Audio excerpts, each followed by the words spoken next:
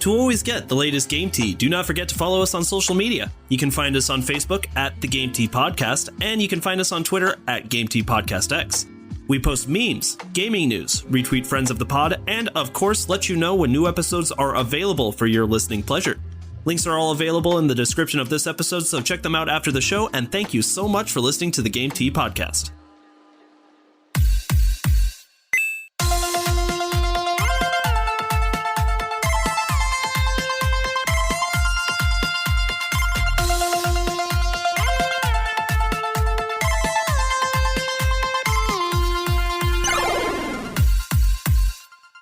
Hello, everybody, and welcome to another episode of the Game Tea Podcast. My name is JP.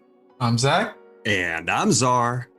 All right, so this episode has been in the works since this game not even just came out, but has been announced. We've been talking about it, and it's time to finally put the seal on it, but we cannot do that without a very special guest. Today on the podcast, we brought on one of Game Tea Podcast's biggest fans and critics, the man who we've given more apologies to than anybody. Please welcome one Mr. Peaches to the podcast. Woo! Hi, everybody. I'm Peaches. I'm the guy that yells at JP in the DMs all the time. Every time. No, that's absolutely true. It's always Mass Effect, too. Mass Effect, and I think when we had to apologize for Scott Pilgrim, was it Zach that you talked to about that one?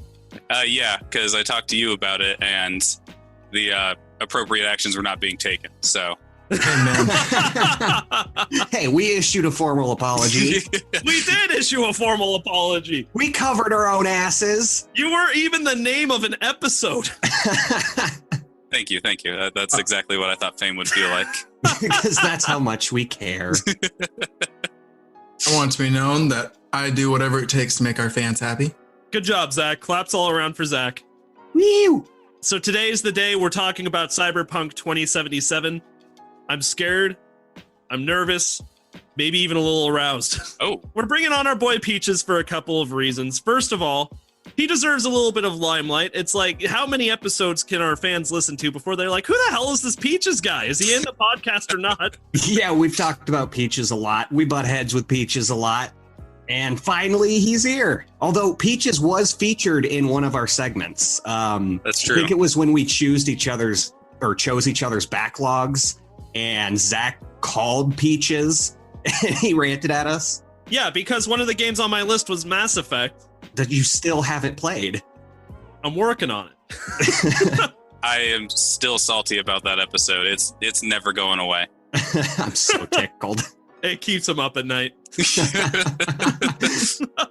I'm just sitting in my bed, fucking Octopath Traveler. Did you ever finish that? Anyway. No, I didn't. Look, this is not about me, okay? This is not about me. Yeah, he's not on trial right now. Czar, I'm coming after you. What were we talking about, Cyberpunk? First of all, this is wild because there's only been one other time that we've dedicated a full episode to only one game, which is ironic because the Game Tea Podcast's thing on Twitter is game reviews, but we have only dedicated one full episode to another game, and it was The Last of Us Part 2, which deserved to happen because of the cultural impact The Last of Us has had. So we're doing the same thing with Cyberpunk 2077, because if you're a gamer and you don't know what this game is, you're not a gamer. Because it's been, honestly, because it's been everywhere. You're not a gamer. Are you gatekeeping gaming right now? You're damn right I am. Hold on, where's my fedora? Oh, I got one above me. That means that Zach is absolutely right. We have a lot of thoughts about this, but it's more than that. There's a story going on here. So we've got 3 points to talk about today. We need to talk about before the game was released. All the crazy stuff leading up to this moment. Upon release, how we feel about the game, things that are going on, and a formal review. And finally, we will talk about the legacy that this game is going to leave. So, it's time to get going, boys. Let's start off with the before time, the happy time, when we were all still living in, COVID was still here, but we all had hopes that Cyberpunk 2077 was going to cure disease, fix broken marriages, and be the best game anyone has ever played. It was going to put hair back on my head. So are we talking about the before times as in like last year, or are we talking about the before times as in like when Cyberpunk was announced like 7 years ago? No, let's go just to when it was released last year, because I know the game's been in development for quite some time, but the majority of people haven't actually known about it and been hyped up for it since last year, like the beginning of this year, earlier last year. So let's start when the hype took off. Let's start when Keanu Reeves made his big appearance at the last set of Game Awards. Yeah, I mean, the hype from that moment was insane. I mean, like the number of memes with Keanu Reeves, which is like basically free promotion for Cyberpunk, just kind of kept going and going since that E3 announcement of that he was going to be in the game. It was absolutely insane just how much you were seeing Keanu Reeves after that. I don't know about you, Peaches, but did you actually know about this project before that day? Yeah. You did? Cyberpunk has been in the works for a very long time. As I said, like, I remember reading like on Reddit and stuff that like people like first heard about this game when they were in 6th grade, and now they're graduating from high school, or like they're in the middle of their college career or stuff like that. Like this game has been in the works for a while. A lot of people have known about it, and it was even in The Witcher 3, I believe it was referenced. Like Siri references it. Yeah, because Siri's like a time traveler. This isn't about Witcher, but yeah, it's referenced in Witcher 3. Wow, I did not know that. That's crazy. Zach, did you know that? You played The Witcher 3. Bitch, I'm just happy I finished The Witcher 3. So no, I did not know that. All right, so we had this announcement right then and there. Now, that's the moment where it became like a niche piece of information to more mainstream gaming news. You know, people were curious about the nature of Cyberpunk 2077. So were you also like interested in the game at the same time you knew about it? Were you like, oh, this sounds cool? Absolutely, because I mean, CD Projekt Red made The Witcher 3, and I don't know if you know this, but I love The Witcher 3.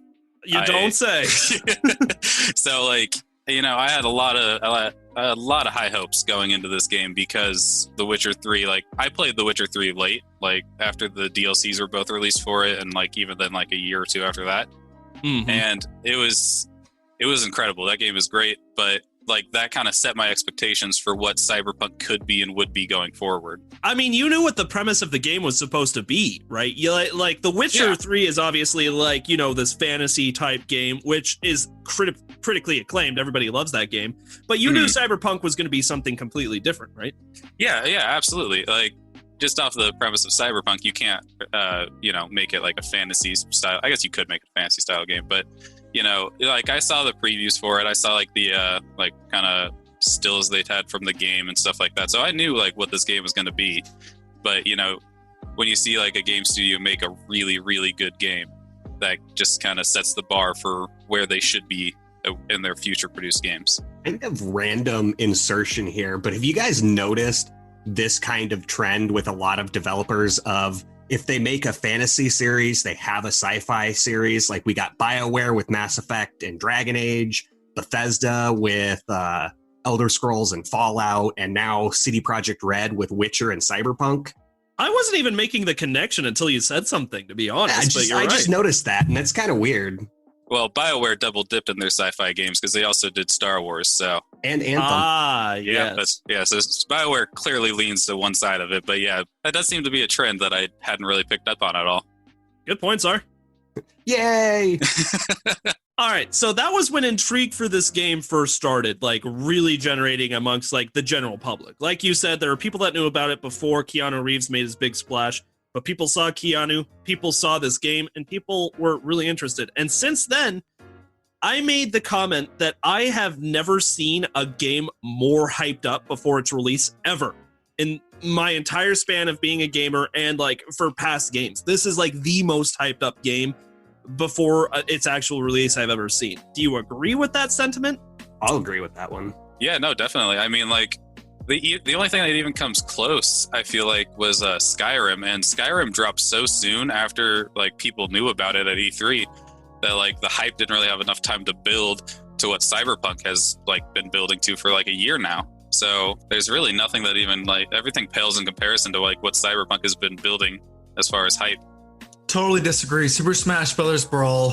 When Sonic got announced, internet was on fire. Okay, on fire. Jeez. I digress. Oh, Zachary. You guys may continue. Just had to put Nintendo in here. All right, so ever since that day where it first got announced, we've had just an insane amount of articles talking about the game and an unprecedented amount of people coming together to talk about how excited they are for this game, which inevitably led to unrealistic expectations being created for this game. So are you surprised then, to whoever wants to answer this, Peaches, Zach, or Czar? So my other co-host, what's his name? Czar. Hey, I'm here too. You can't forget about me. I wouldn't forget about you, buddy. I wouldn't let you. I haunt your dreams. Oh, I know you do, buddy. Anyway, so are you guys surprised that these phenomenally huge expectations were set for this game then, with all of this we've been talking about? Not at all. Take a little page out of Czar's playbook. Lower your expectations and you'll never be disappointed. That's fair. That sounds kind of sad. But, But at least I'm not disappointed. there were definitely some unrealistic expectations set. Like I remember reading some stuff online about just like what people expected to be in this game, and if that some of this stuff just is not realistic. Like, you gotta realize that it's just, you can't get like everything in the world to be like the best that it can be. Like, you're not gonna get a game that has like better driving than GTA or the more expansive story. Like, I feel like this game does a lot of things for the story, but we can get into that later. There's just a lot of stuff that people expected from this game that I don't think were realistic, and it was unfair to expect and put that onto the developers. Yeah, that's absolutely true, especially with CD Projekt Red being so new.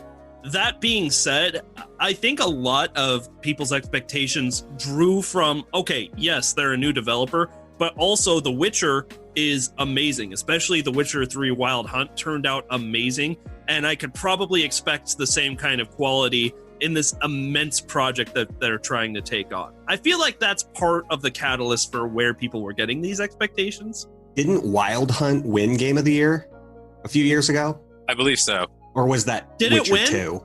I'm pretty sure it won. I remember watching a recap. I bought the Game of the Year edition.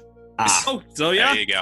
Yeah, coming off of those coattails, then yeah, the fans would definitely expect something of that caliber. I'm just saying, this game's not out of Game of the Year just yet. JP thought Last of Us 2 was out of the Game of the Year when he did his episode, and That's true. That's true. He That's should have very kept true. faith. Oh, and we'll get into this when we actually talk about the game as it is now, but I don't think that it's out for Game of the Year. I mean, we've got a whole year ahead of us, literally, to see what else comes out, but And people do love this game. Like They do. You guys have had fun playing this game. I yeah. can't wait to start this game. And so, yeah, it's definitely not out of that running. we'll get into this a little later, but I've enjoyed the game because I have a pretty nice quality PC that can run it. What Yeah. you would expect it to be, and most people do not have that. So Yeah. the last thing I want to talk about before the hype up is before we get into the actual release is the amount of delays. Now, to me, when I saw 3 delays for Cyberpunk 2077, the first one being in April, the most recent one being in November, that was a big red flag to me that, okay, people are hyped for this game, but it's probably not going to be all that people want it to be. And I can tell that the studio is getting strained. Were you guys getting those same vibes? Oh, absolutely. I was actually just kind of expecting delays. Like, I wasn't necessarily taking it as a red flag, as I probably should have. But with a game like this, I just kind of expect it to be delayed because that's just kind of how it works. To me, I mean, the delays in itself kind of set off some flags and some lights in my head. Where I really started to see people's expectations just being way too high for the product that they were supposed to be getting was if we went over this in the podcast, actually, looking at comments for each one of the posts that CD Projekt Red had to make that the game was getting delayed, especially the last one that said it was being pushed to December. If you went under the comments of that tweet, first of all, CD Projekt Red put out this very heartfelt apology that the game was getting delayed. And you could tell that they didn't want to do that and that they knew they were going to get drawback, but they would rather deal with people being assholes than release a not good product. And they're still like that. But that didn't stop people from commenting things like, oh, fuck you guys, I'm putting in my I'm returning my pre-order, or I took a whole day off of work for your game. Fuck you, Project. That was my favorite one. That they didn't know what to do with their day off. They were also getting like death threats, and I was like, all right, Yes! you're taking a few steps too far there, bud. That to me, I'm like, okay, this game better be amazing. It better be incredible, or else people are going to be very upset. So I like what you guys have been saying about the delays. I think I would agree with Peaches a little bit more on that. I didn't see the 3 delays as a red flag, but the last delay I definitely saw was a red flag, because they pushed the game back not even a month. It was like 2 weeks. No, it was like 3 weeks. Yeah, it was 3 weeks. And I was like, ooh, if they're going to delay a game, it's going to be a substantial delay for quality purposes. And so I knew with how short the delay was going to be that it was not going to be a quality product. Yeah, exactly. That was a part of it. That's a part of the whole shebang. And it's just kind of another weird piece to this puzzle that is Cyberpunk 2077. So in summary of like the before launch, like before the game was launched, it was announced. We had our boy Keanu talk about it. And then ever since then, it's just been building this enormous mountain of expectations that I didn't think could possibly be met, and I thought was going to disappoint people, even if the game was incredible. So that takes us to launch day. Now, first of all, Peaches, did you pre-order the game? Oh yeah, definitely. I pre-ordered a few different times because I couldn't decide what I was going to play it on, and then ended up pre-ordering it on PC. Which proved to be a pretty smart move. Yeah. If we're going to get into the launch, the console launch is a mess. Like, it's just the whole game is not looking like it should, like mashed potato people.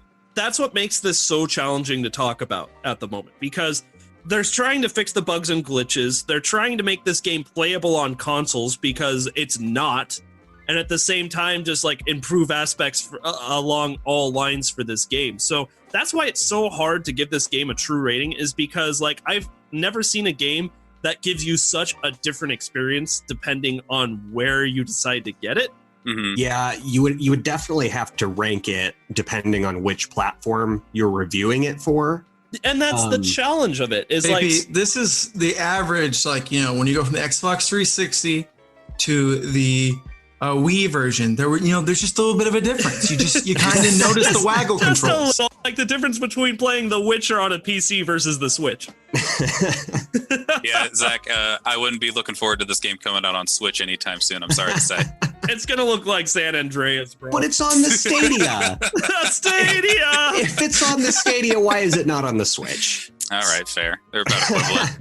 So let's start by addressing that. Actually, let's talk about how the game is unplayable on most consoles. Now, yeah, I actually had a quick question here. So yeah, go for it. You guys were saying that it's unplayable on consoles. I had been doing a lot of reading on current gen consoles. It was virtually unplayable, but I haven't seen too much on the next gen consoles. Are they seeing a lot of the same problems as modern gen, or are they kind of on par with PC? If you bought Cyberpunk 2077 for the base model of the PlayStation 4, you're gonna have a bad time. Hell, even if you bought it and you're using the PlayStation 4 Pro, it's a little bit of an upgrade, but you're still getting a lot of like the texture patching issues. There's not as many NPCs. The world's not as flashy. They just tried to do too much for the PlayStation and the Xbox. In fact, a good friend of mine who had the Xbox One returned Cyberpunk because it was quote unquote unplayable. Frame drop, horrible texture issues, frame drop issues. So that's what it's like on last gen. Now, if you were to look at the Xbox Series X and the PlayStation 5, you're definitely going to get a huge boost in performance in those areas, in those consoles, and you better, because you're working with a lot better of technology, including a better CPU, GPU, and of course the solid state drive. That being said, even then, you're probably not going to get the experience that you were promised, to be honest. I mean, you're still going to have frame rate issues. So is it still unplayable though? Unplayable, no. Because for all intents and purposes for this current gen, it is unplayable, but I wasn't sure about the Series X and the 5. Well, in CD Projekt Red, actually, I think they admitted after all the backlash that like they spent a lot less time on the console versions of this game as compared to PC, and that's why they restricted the reviews to only PC copies of the game. That's a big part of like the controversy up to this point, is the game was definitely optimized to go with not even just PC, but like higher end PCs, which you don't want to do because you're excluding so many people in that. I understand that they wanted to make this fantastic, amazing, huge game, but now that's half the reason why they're in this hole that they're in now. Is in a way, Cyberpunk is just ahead of its time. Yeah, I mean, and to say the game is optimized would be inaccurate. Like, the game is very poorly optimized. Like, even on my PC, like, I don't want to say I have a top tier gaming PC because I definitely don't, but like... Have you heard about Peach's PC? But, like, there are certain areas of Night City where I'm getting like 15 FPS, and I know hearing somebody talk about 15 FPS will make people, you know... Yeah, cringe, that's but... cringy. Because, I mean, like, at some point, it's so gratuitous what people say about FPS, because at some point it doesn't matter anymore. 15 FPS is terrible, awful, baloney. Yeah, and like I think that's about the standard of what it's running on current gen consoles, you know, or well, I guess is current gen now PS5 and Xbox Series S. Well, I would consider the current gen being the one and the PlayStation 4 because Right. they're not outdated and they haven't been abandoned yet. Like we haven't completely transitioned to the Series X and the PlayStation 5. And that's a weird conversation that we can have for a different time. But right now, it's just splitting hairs. Yeah, I mean, at this point. Yeah, but it's like it's clearly not running like 15 FPS is like generous on like a PS4 and an Xbox One. And like, when was the last time that was the gold standard for video games was 15 FPS? N64. Yeah. N64, baby. The game's not optimized properly for anything. But that's not the only issue. The next big thing, which has been memed to death, is the bugs and glitches of this game, making people claim that it is unfinished. So, out of curiosity, Peaches, what is the most game-breaking bug you've had so far, and what's the funniest bugs you've had so far? Okay, so funniest bug I've had so far. This is kind of a small one, but like in the game, just like in Witcher 3, you can call your horse. In this game, you can call your car to you.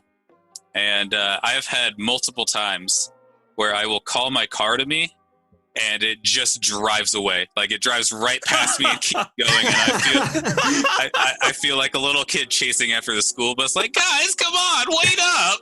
You have months of fries on my floor. I am not picking your bitch ass up. The most game-breaking bug. I guess it's not even game-breaking, but like, there's this audio issue where like I'm only hearing half the conversation from like important dialogue in the story, and I'm only hearing like half the conversation. So like one person will talk and then another person will talk, but like one of those people is not talking in my game.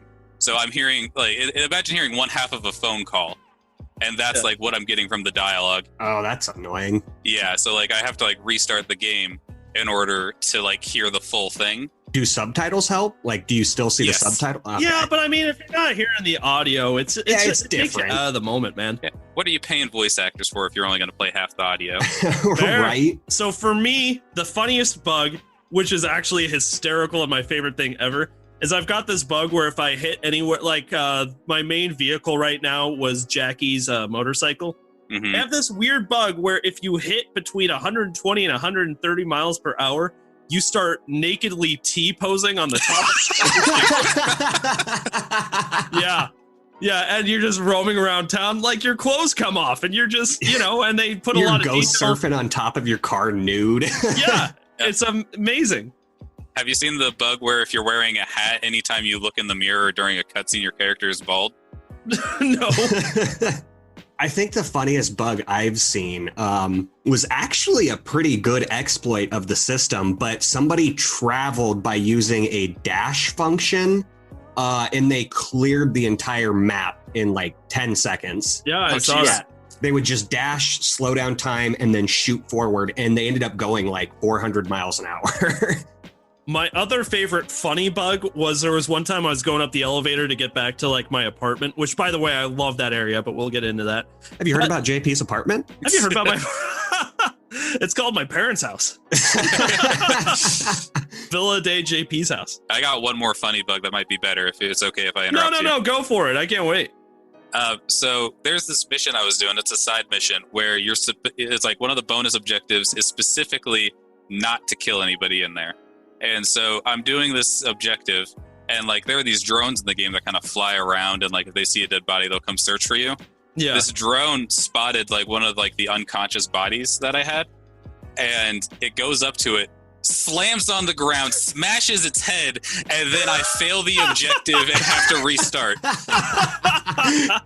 Oh, that's great. That drone was a dick.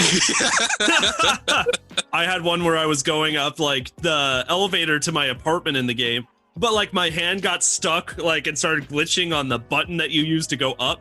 So I tried to get out of the elevator, but my hand was like stuck on that point and my arm just started stretching out. So I was just walking around with my arm and it was like clipping through walls and stuff. But right when I was about to enter my apartment, because I had to use my hand to open the door to my apartment, the hand came back and slapped a police officer in the face. And they all killed me. Man, the physics of this game are crazy. So we're making light of it, but I mean, the truth is that like, although these bugs are funny, not all of them are funny. This game has been riddled, and I literally mean you can't go a few seconds without something wacky happening. Glitches, bugs, not all of them funny. Some of them breaking the game and actually taking away from your experience. So if that's not a sign that these poor people at the studio was being rushed to get this game out, I don't know what is. Do you guys have any more examples of like game breaking bugs? I've got one where like the driving mechanics in the game aren't fully finished. It seems like, you know, like there's definitely like the collisions in the game make no sense. Like a lot of the time you'll collide with a car and it doesn't collide like how a car should collide with like ramming into something. Like a lot of the time you like just ramp off of it.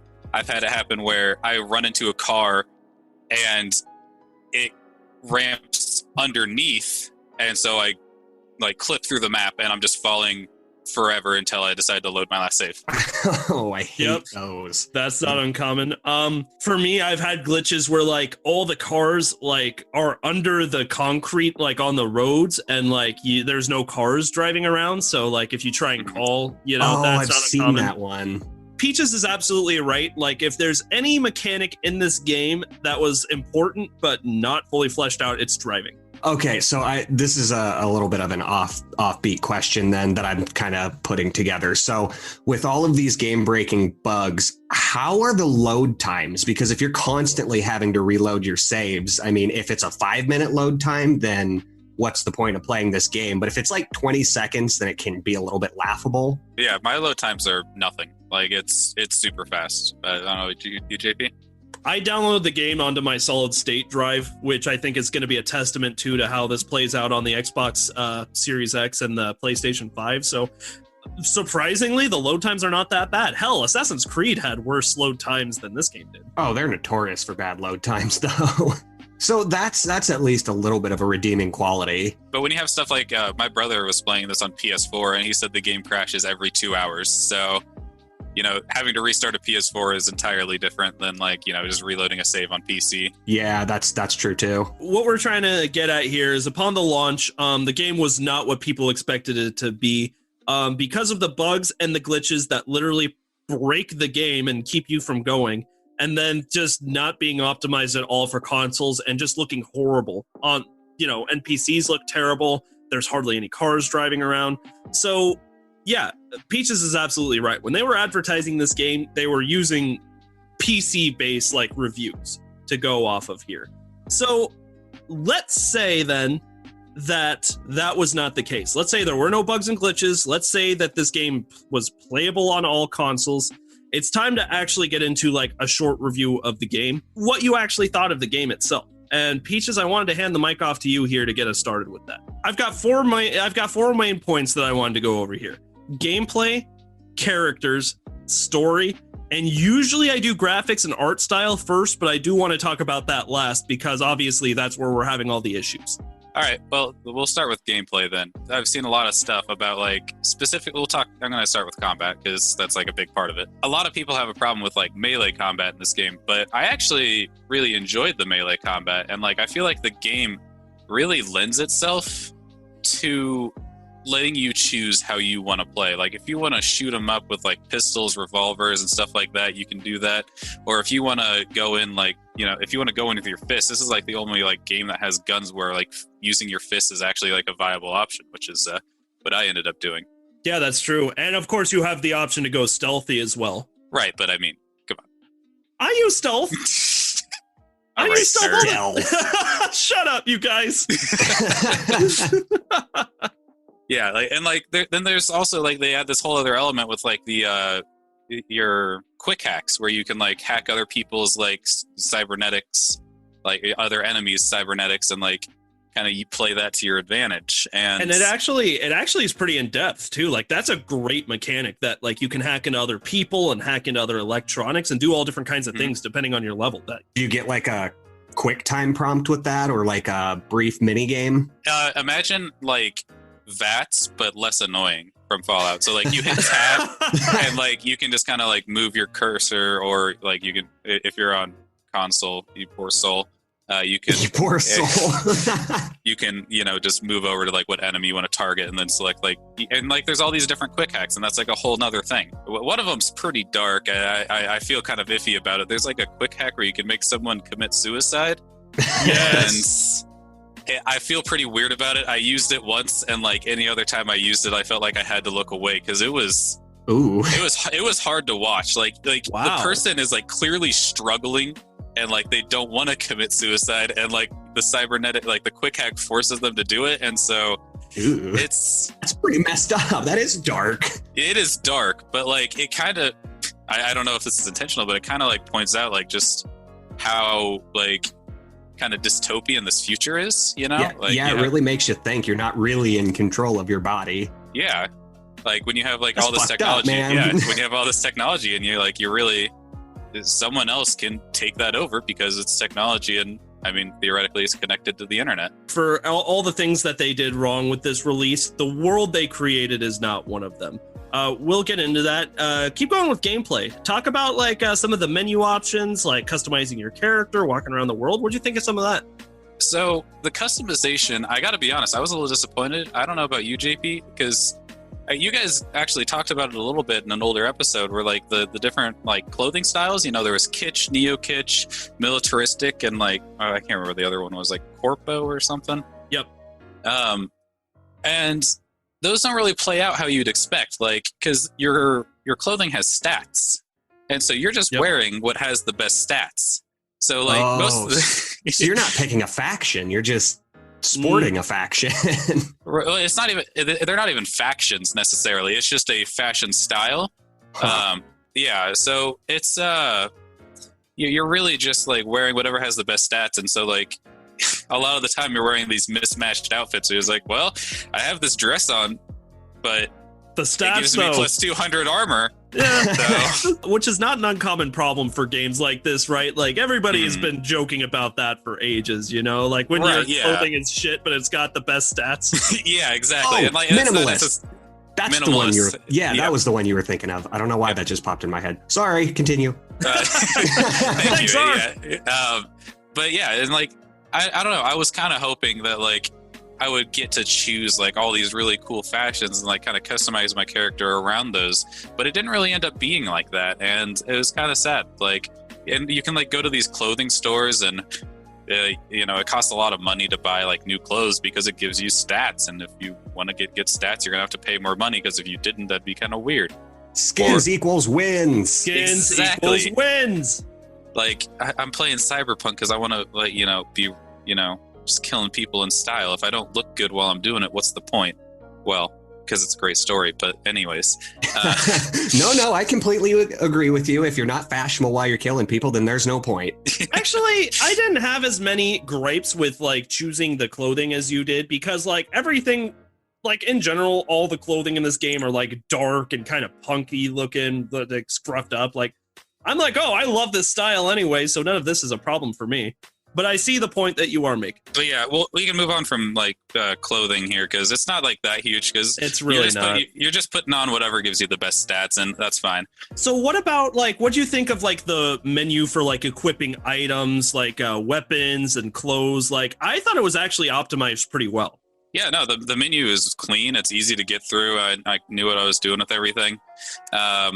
It's really not, and like you know what this game is also really good about, kind of going into the menus, I guess, is like the guns. The guns are really cool, and like they're kind of distinct from each other. There's like 3 types of weapons, and you kind of cater your playstyle. Like if you want to use like a smart like projectile tracking weapon, you can do that, but you need like a cyberware implant in your hand to do it. Or if you want to use like tech weapons that kind of charge up, you can do that. Or if you want to use like power weapons that like have ricochet bullets, you can do that. They really let you customize how you like play the game, especially in combat. I actually gave it the huge compliment that like the gun system reminds me a lot of Borderlands. Maybe they're not as flashy, but you can find a pretty big diversity of weapons that fit how you want to play the game. And I think that's really cool. So how's the ammo system then for the 3 types of weapon? Is there specific ammo for each gun, or are they just kind of lumped into each specific category? Yep, there's specific ammo for each gun. I got one of the. I did like everything in this game. I pretty much 100%ed it, except for like. Oh, Peaches, I appreciate completionism. I had a gun that I shot money at people with, like the gun, like. That's a good gun. Yeah, so, and not to flex, but. I was pretty rich, and so I was never running out of ammo in that gun. But there's also like there's kind of cool like there's these cool side quest guns, you know. And there's like this smart gun. I don't know if you found it, JP. This smart gun named Skippy. No, Skippy the gun. Yeah, and it's a really funny. It's a gun that talks to you, and it was a pretty cool little side quest that you got the gun from. So I would strongly recommend anybody that plays the game go find that. Yeah, these do sound like Borderlands guns. Yeah, I'm telling you, honestly, like they're not as flashy, but they're creative and cool. Another thing in the menu system, what did you actually think of like the cyber enhancements that you can make to your own body? Like I thought it was actually pretty well implemented and had some pretty cool bonuses.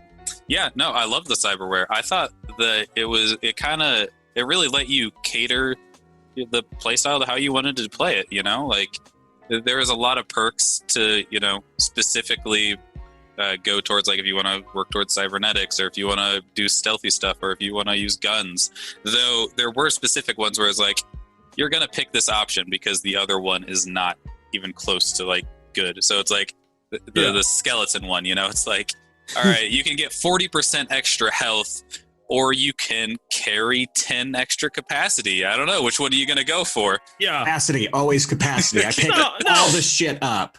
Dude, you don't even come close to using your base capacity anyway if you constantly sell junk like I do.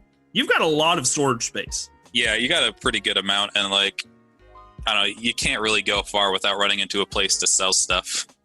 Yep, absolutely. So the menu system was good. Enhancement systems were good. The combat was actually surprisingly fun, although I found the controls to be a little clunky sometimes, like between using like your little health pack that you can inhale and like crouching. I just felt like it was kind of clunky at times, and I could never get like a looking around corner thing just right. How do you feel about that?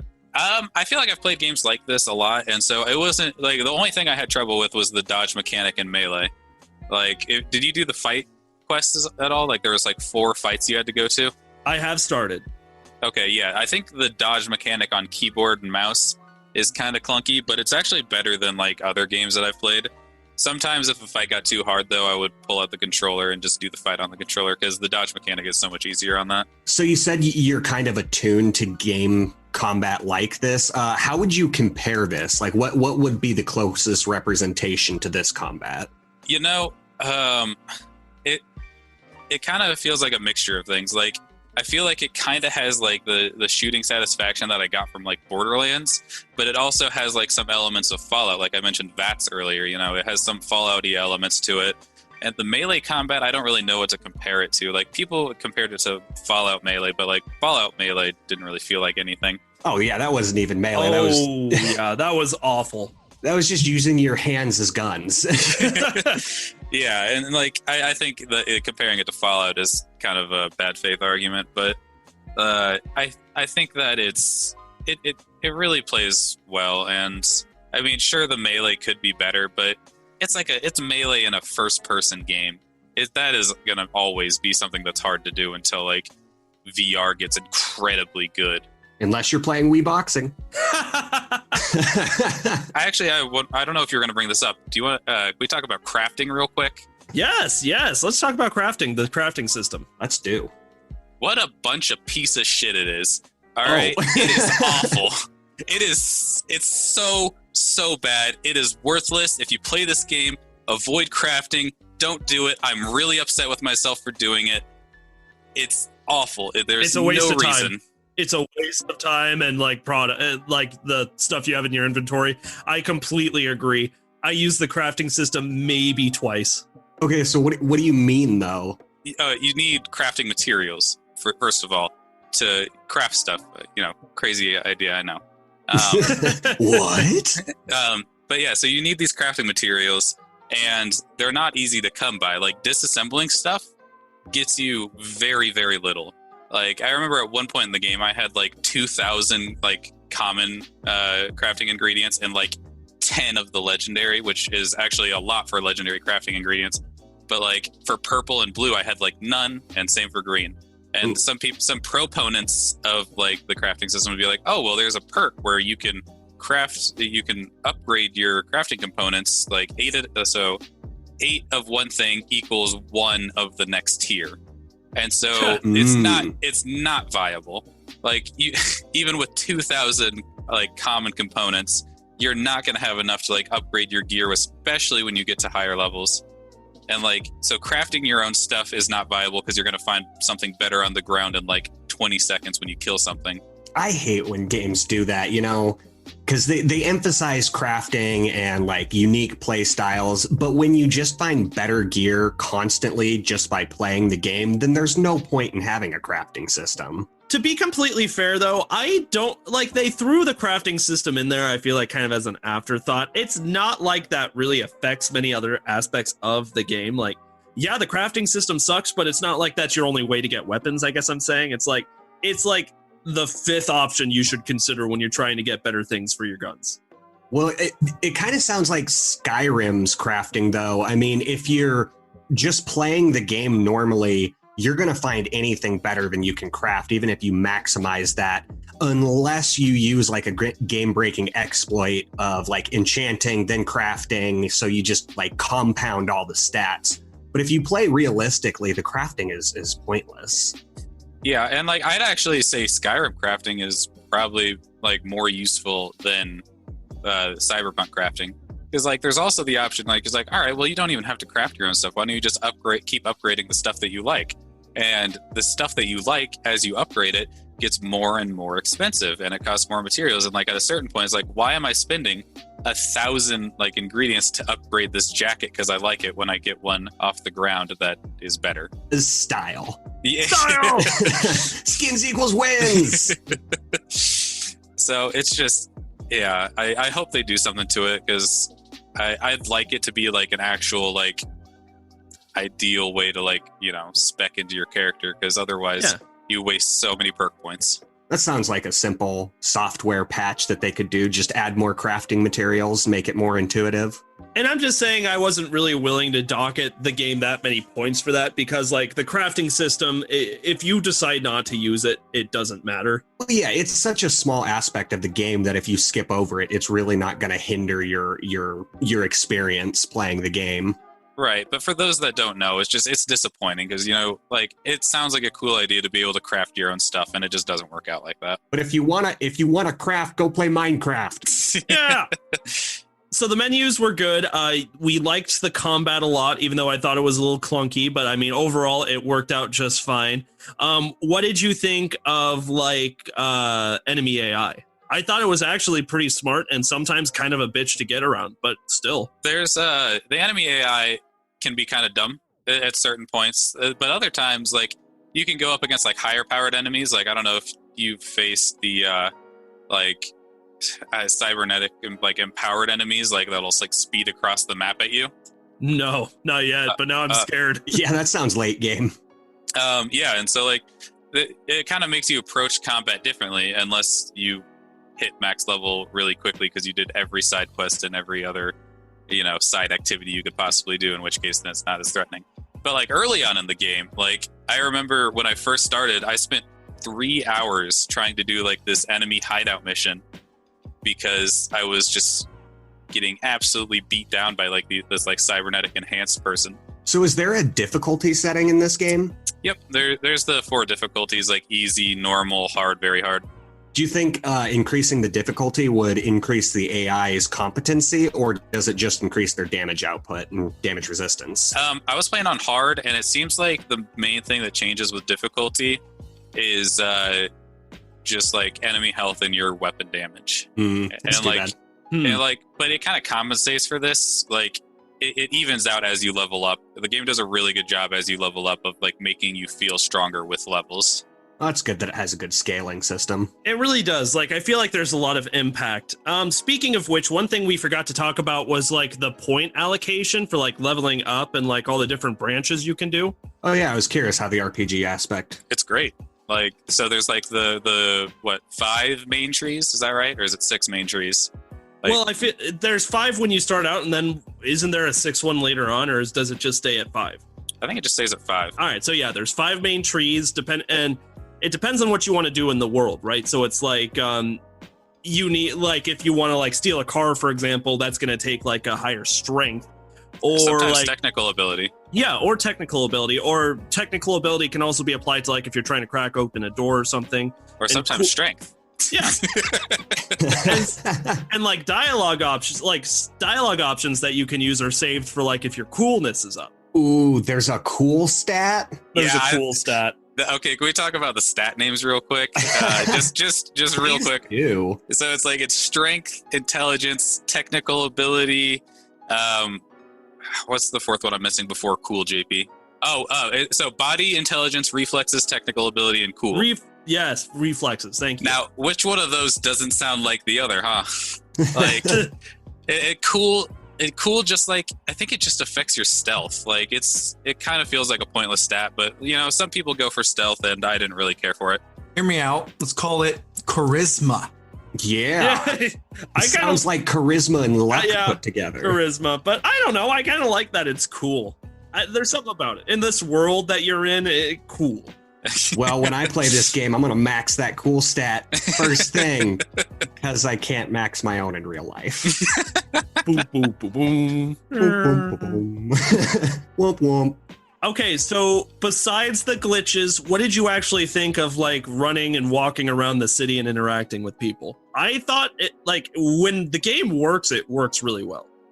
Yeah, and I think they do a really good job of making the city feel full. They really do. And like expansive too. Just like, unless the cars are under the street. Yeah, like every inch of it wants to be explored. Cars over the street, or cars on the street, that's very 2020. Cars underneath the street, that's 2077, baby. Oh, that's high tech, brah.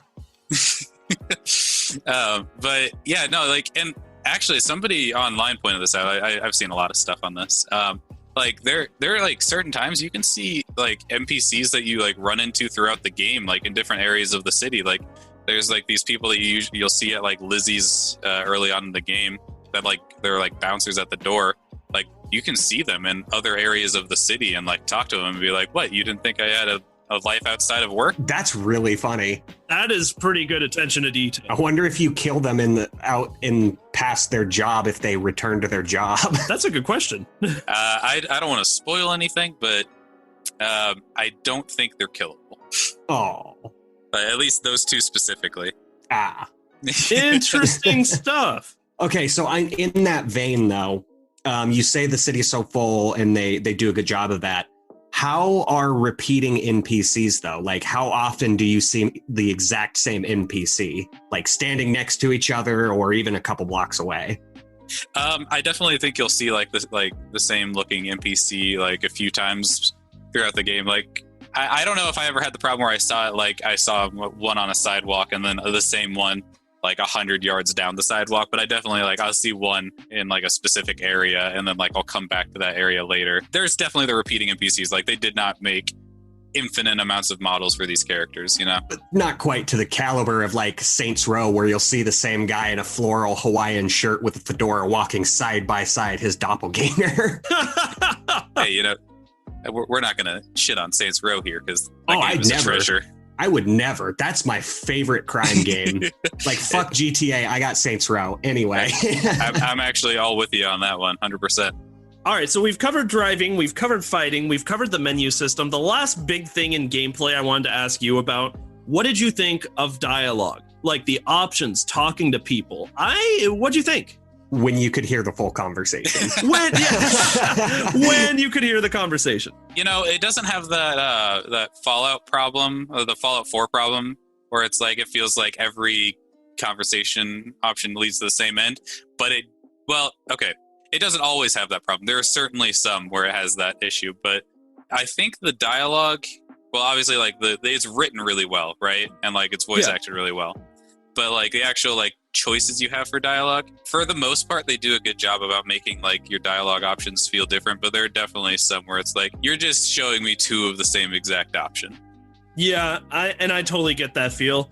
Personally, though, that's not something that bothers me as much in a game like Cyberpunk as much as it does like if it did that in like Telltale's The Walking Dead, where narrative is the point of the game.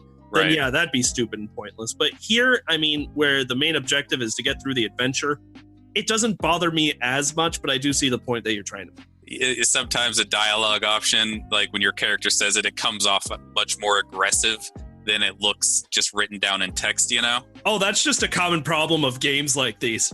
Yeah. That sounds like Mass Effect. Yeah. you know when you reload a save because you accidentally said something mean? Renegade for life. It's like, you know, you go up to an NPC, would you like some ice cream? And the option's like yes or no.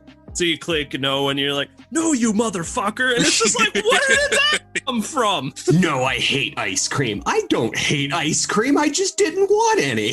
Well, I hate ice cream and I hate you. Shoots other player. This game does a good job, though, of like not making it like right and wrong. Like Mass Effect definitely runs into the issue where it's like, here is the good person option, and here's the option if you want to be a dickhead. You know, this game, it's much more ambiguous. You know, it's like, you know, there's a gray area. You know, what you're saying or doing isn't necessarily right or wrong. And that's how I like it. It's definitely cut and dry in Mass Effect, but hey, I will always renegade the shit out of that galactic reporter. You know, you kind of hurt my heart with the renegade option, because like there's a lot of renegade options, especially in Mass Effect 3, that just hurt your soul. It's so true, but I just love giving that reporter what for. Yeah, that's fair. That's fair. or Counselor Udina. Oh God, yeah, Counselor Udina. Fuck that guy. Peaches, if you had to give a ranking to the gameplay of this game out of 10 with a decimal of 5 being acceptable, what do you think it deserves? I would give this like a solid like 8.5 out of 10, and I take 1 point off because like crafting and the cool options feel kind of useless, and there's definitely like areas where melee combat could be improved, but I think they did about as good of a job as you could expect. Everything feels pretty clean, and I don't really know like what I would change, like how I would fix the problems that I have. And so your score is reflective off of your personal experiences outside of like game breaking bugs and other glitches and such. Yeah, this is like imagining that this game is perfect in those realms. Like, what do you think of it? Like, also outside of the realm of console, because we just don't talk. If you're gonna judge the game, judge it on the most working option of it. Oh, naturally. So next, let's talk about some of the characters. I think there's a couple of things about Cyberpunk that I think make it stand out as like a phenomenal game despite the controversy. One of those is the characters. There is an incredible cast of wonderfully written, wonderfully diverse characters. I have so much fun just meeting people around the city. What do you think about that, Peaches? Judy is bae, dude. Judy.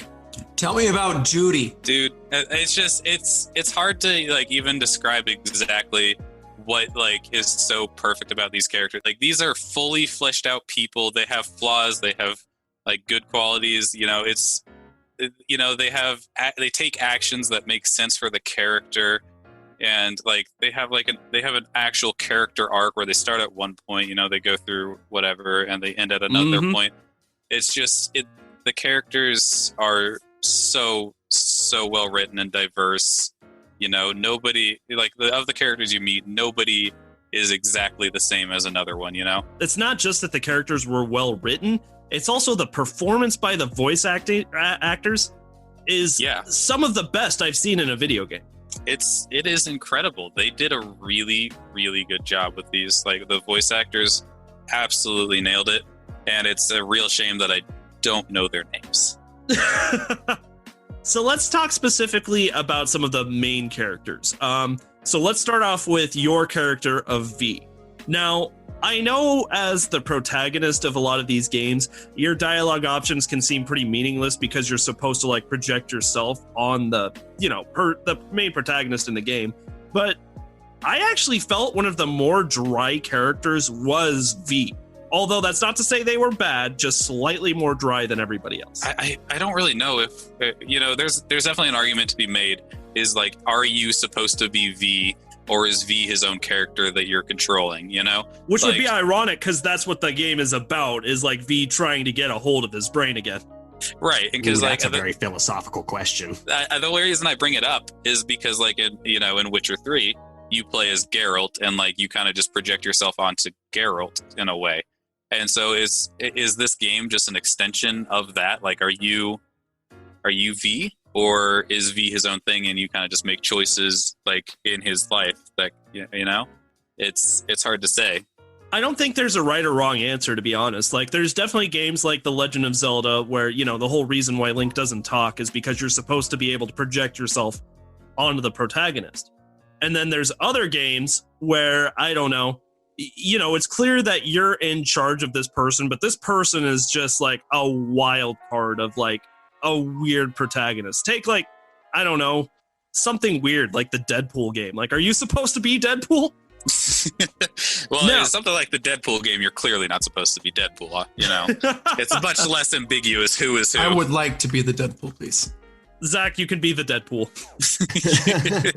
The Deadpool. The Captain Deadpool. Captain Deadpool. Mr. Captain Dr. Deadpool to you guys. God damn. You just want it all, don't you, Zach? Formerly known as.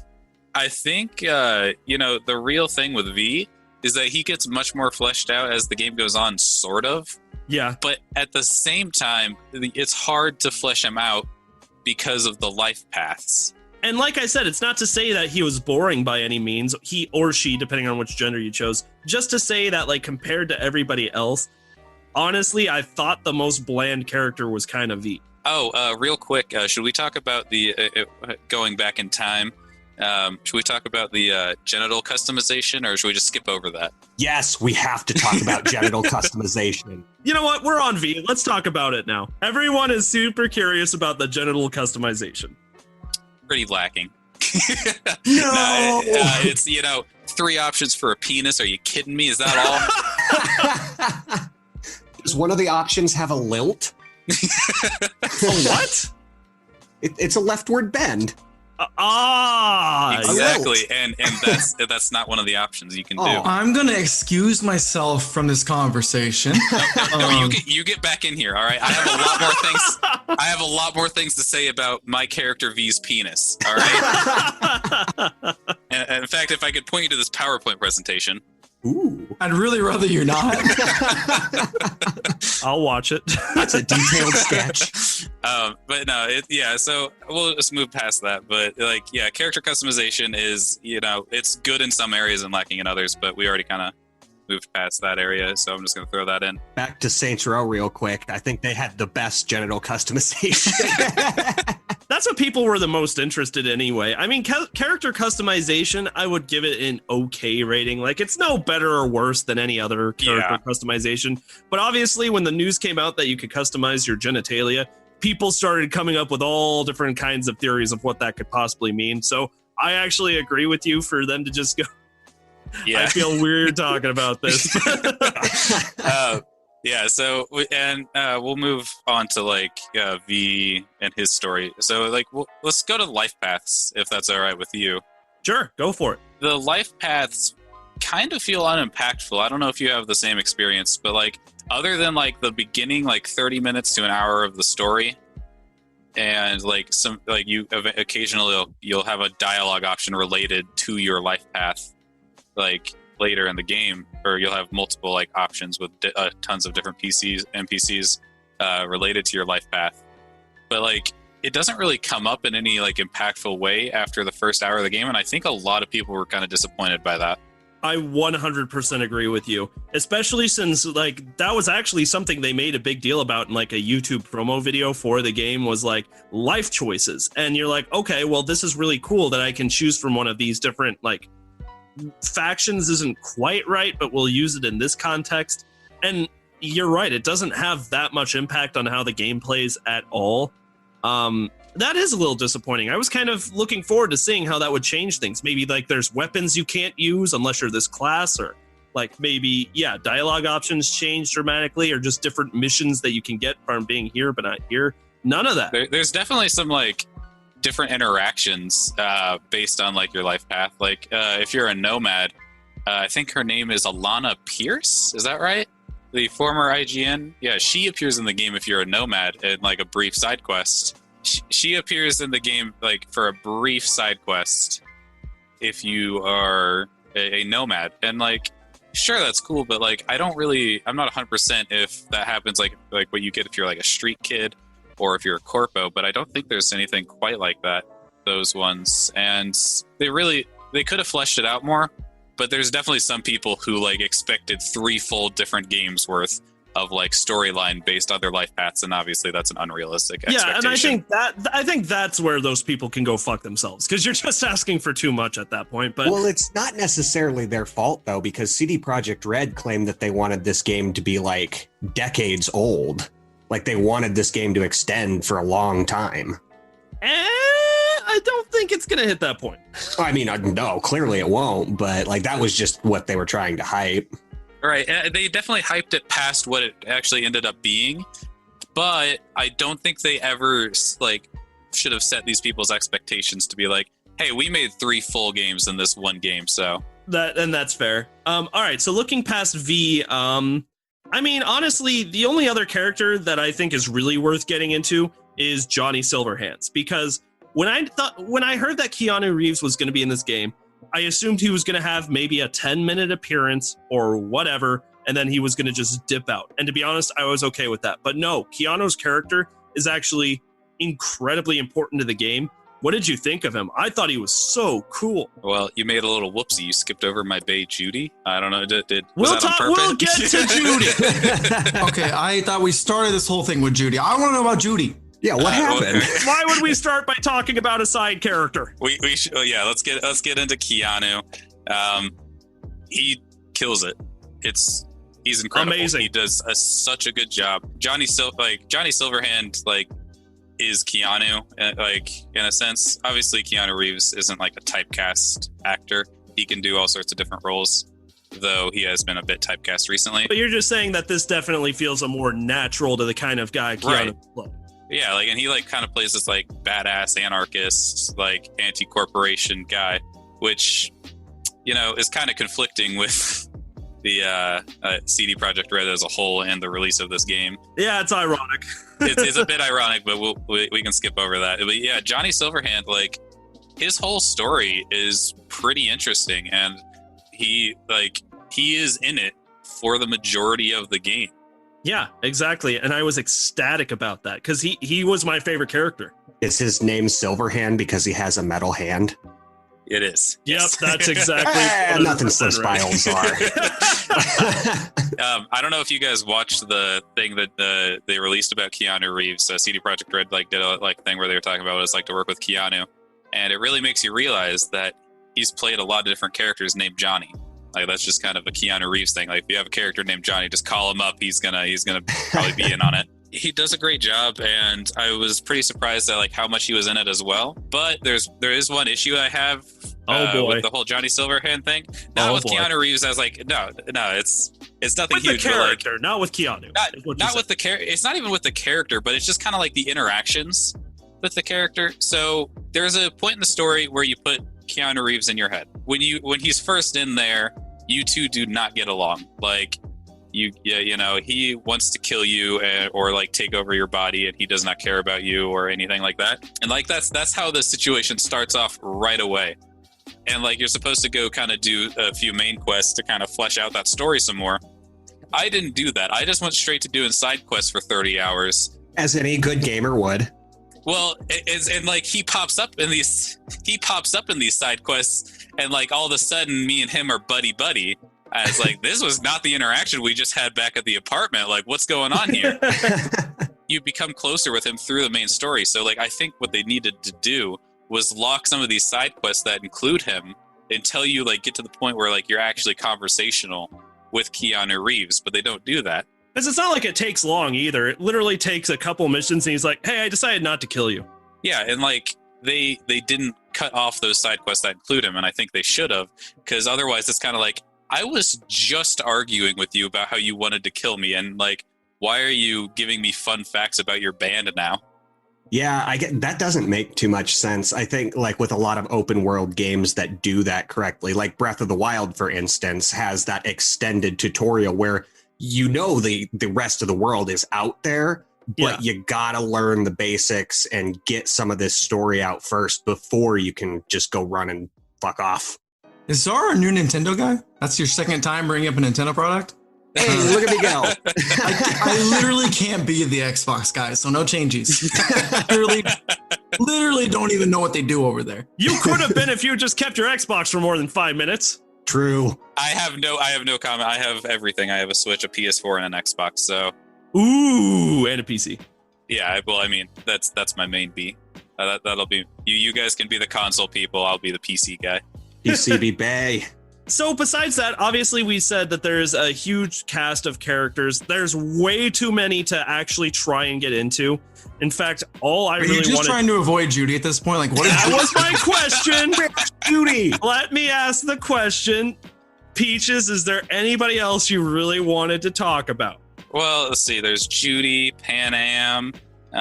There's Carrie Eurodyne, and there's and like those are like the main people that you like do a lot of side quests for, because they are also the romantic interest options. Yes, they are indeed. And I'm assuming you, like everybody else, went with Judy.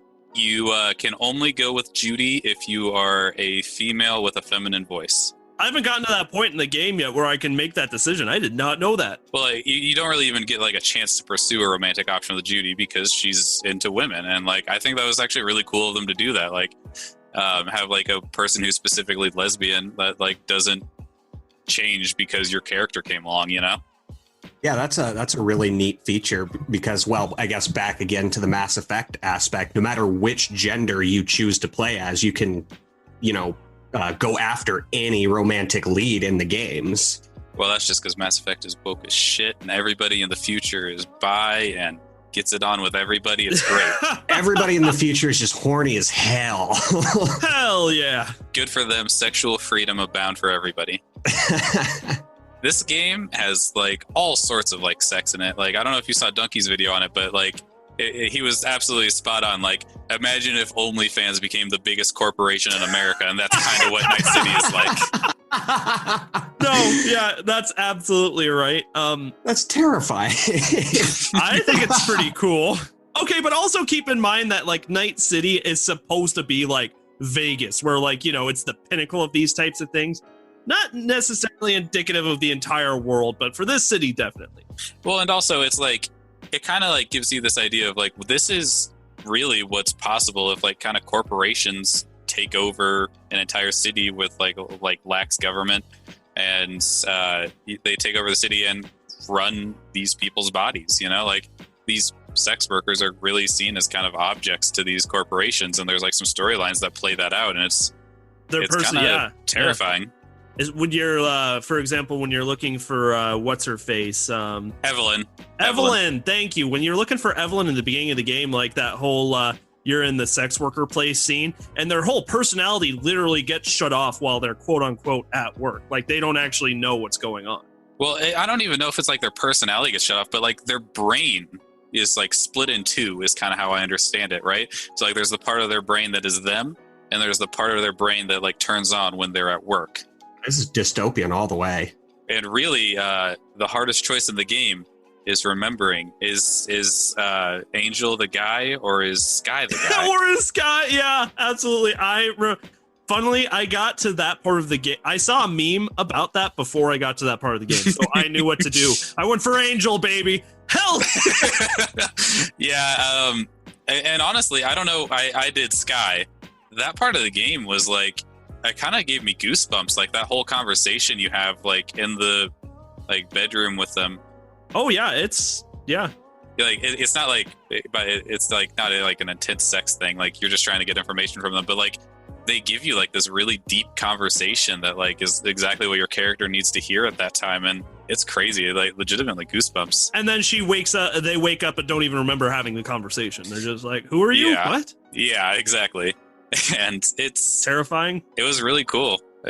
Well, I mean, the conversation was cool, but yeah, the idea that like you can just have your brain like instantly forget whatever is going on and like is split. Man, that is the perfect one night stand right there. Nobody remembers.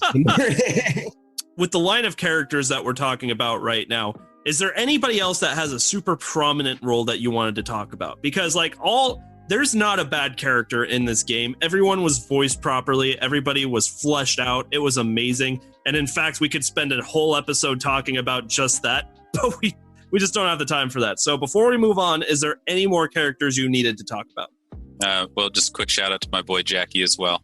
Oh, Jackie was so cool. Yeah, I was so bummed out when he didn't make it. Dun, dun, dun. Yeah. Okay. No. It happens in the first hour of the game. So I mean, but yeah, like they do a really good job of making you connect with Jackie and then ripping your heart out. Oh, just like the companion cube. We don't talk about the companion cube here. Score out of 10, what would you give characters? 10. Easy. Full 10. Ooh. Full 10.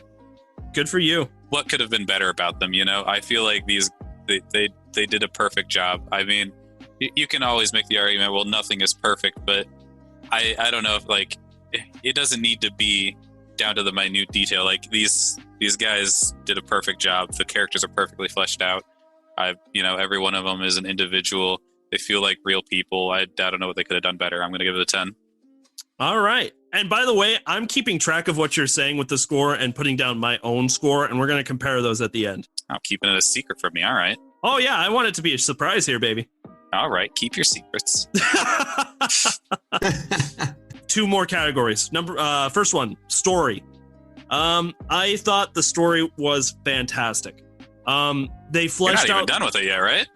No, I'm not. But so I should change that. You got a treat ahead of you, man. So here's what without being able to say what I can since I haven't completed the game, here's what I can say about the story. The world that they created, that CD Projekt Red created, is so in-depth and so creative, and actually, as long as, of course, with the stipulation, as long as the bugs and glitches don't get to it first, really, really amazing and cool. And even though it's terrifying, it's also really creative and fun to be a part of. And the story that I've had so far plays into the world around you so freaking unbelievably well that it's just from what I've played so far. And I'm probably only about a third of the way through the game, by the way, because I did get caught up in so many side missions, but they've all been so amazing. It's been so fun to learn more about this world, and the story plays into it so well. So Peaches, knowing more than I do at this time, what do you think of those sentiments? I think you pretty much got it right there. I mean, this story, it sucks you in, like whether you want it to or not. It'll take your fucking emotions, like put it through the washing machine. It's just it hits you hard where it wants to. It like makes you feel good where it wants to. It is captivating. The side quest, like there's the main story, the side quests, and there's like side gigs. You know, the side quests, all of those stories feel so fleshed out, so real, and then like the main story, it takes you in. We don't want to talk too much about the main story because of spoilers. But a few things. First of all, as somebody who's completed the game, do you feel like the story satisfied you, especially within consideration like the hype up that this game has had? Have you been satisfied by the game story? I don't know if this is just my perception or if it's true, but the main story feels a bit shorter than like The Witcher did. Like there's the side quests that kind of like add to the runtime of the game. Mm-hmm. But like if you were to just do main story missions because you're a lunatic, I think you could get through this game pretty quick and like you would not be too thrilled with the ending you get. Overall, I mean, I think that it would be hard to execute the story any better than they did, and the ending definitely, left me feeling like satisfied. Though I have to say I haven't been able to go back to the game because like thinking about it, like it's still like it feels like a wrench in my stomach, Yeah, and I can hear it in your voice just trying to talk about it. And of course, that's the challenge of also not being able to give spoilers. But just from what I've played so far and where I think the story is going, which may be totally off though, it's so incredibly engaging. Yeah, it's been so unforgettable just up to this point. Yeah, absolutely. I mean, who can tell me what the fuck the main story of Skyrim is? Like, there's a big angry dragon whose name starts with A that I can't remember. And there's some things going on with there's some things going on with like the storm cloaks and whatever that guy's deal is, and the Empire. Some guy took an arrow to the knee. Yeah, sure. I was an adventurer once. Yeah, and so like there's definitely those games out there that are great, but like the story is forgettable or doesn't matter. And this is definitely not one of those games. Like the story is the game, like it's so centered around it, and like everything is built around this story. It hits you in all the right places. Let's talk about the impact of side missions, because something that I was expecting to see in this game that I did not was some generic side missions, because sometimes side missions can be an afterthought in these huge AAA titles. I was 100% wrong. The side missions feel impactful, fun, and you actually get some great rewards for doing them. How'd you feel about most of the side missions in the game? So the side missions themselves, like not side gigs, those feel like their own little mini stories, like, and those side missions are kind of where you see these characters like Judy and River Ward and Carrie Eurodyne and Pan Am.